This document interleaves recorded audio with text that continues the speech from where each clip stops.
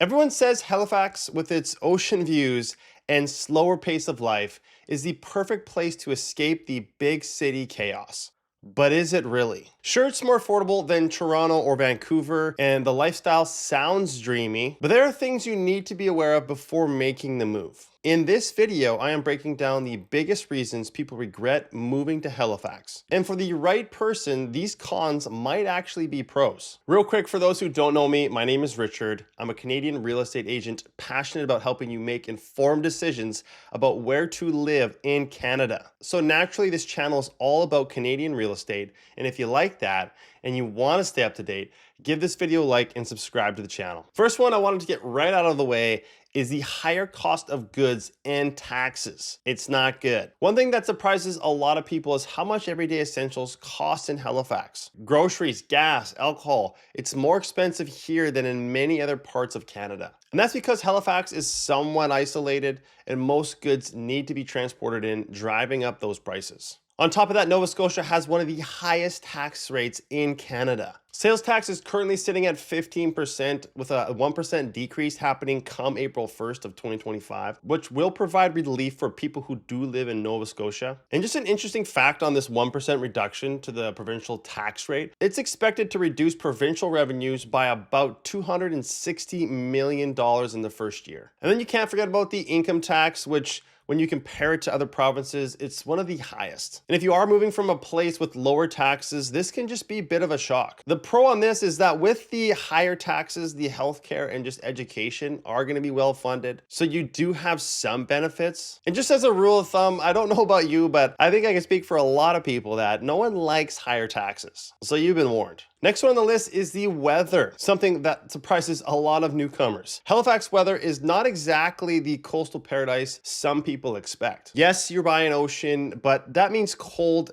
damp winters, frequent storms, and an impressive amount of fog, actually. In winter, temperatures hover around freezing, which by no means is the coldest city in Canada, but with the wind chill off the Atlantic, it can feel much colder. And let's not forget about these nor'easter storms. These things can bring a mix of heavy snow, rain, and just powerful winds that make stepping outside truly an adventure. And then when it comes to summers, they can be beautiful, but they're just short and often come with unexpected temperature swings. One day it's 30 degrees Celsius and sunny, and the next it's 15 degrees Celsius and just raining sideways. But the pro on this is if you're someone who loves experiencing all four seasons and doesn't mind a little unpredictability, Halifax gives you that. Plus, the changing seasons bring some stunning scenery, fall colors, cozy winters, and amazing summer beach days. Just be prepared for a few surprises from Mother Nature. Then we have job market and wages. So if you're planning on moving to Halifax and expecting a big city job opportunities, you might be in for a rude awakening. While the job market is growing, Halifax still has lower wages when you compare it to cities like Toronto,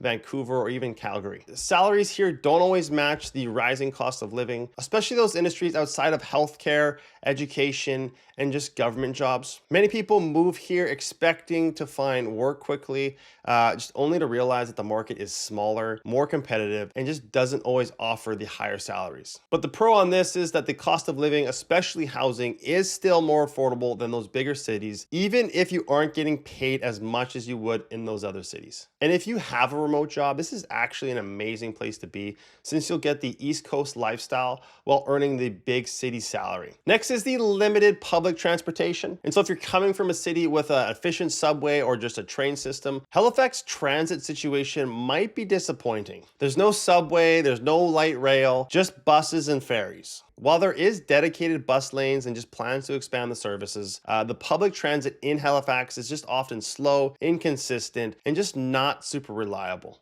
especially if you live outside the downtown core. And if you don't have a car, getting around can be a challenge. But the way I choose to look at this is if you do have a car, traffic is way better than those bigger cities. And you won't be spending hours commuting like you would in Toronto or Vancouver. And if you love walking or biking, Halifax has been making major improvements to its bike lanes and just pedestrian-friendly spaces. Plus, the ferry system is actually scenic and stress-free way just to commute if you're heading across the harbor. Next one, which isn't really a big surprise, is the healthcare wait times. This is a big one and really just more of a reminder that finding a family doctor in Halifax can take a long time. So if you're expecting to find a doctor super easily, because the city is smaller, you might be shocked to learn that you'll have to join a wait list just to get a regular physician. Emergency room wait times can also be long, and there's just a shortage of specialists, which really is just everywhere, unfortunately. And while there is efforts, again, like in any city, to recruit more healthcare professionals, the demand still outweighs the supply, which can make getting medical care just frustrating. And my pro tip on this is, well,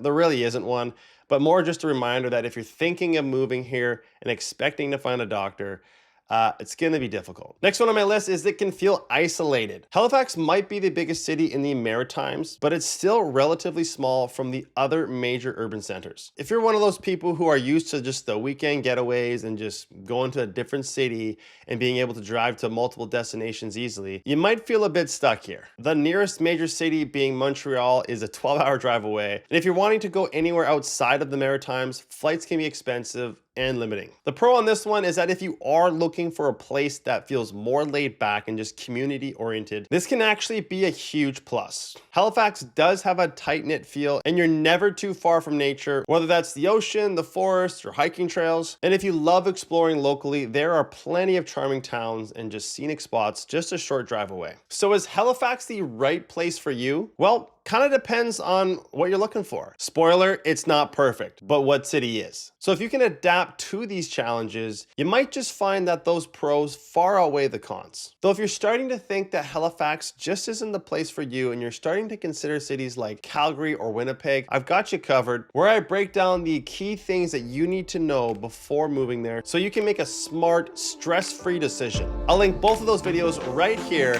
and while you watch that, I'm gonna go fly some drones.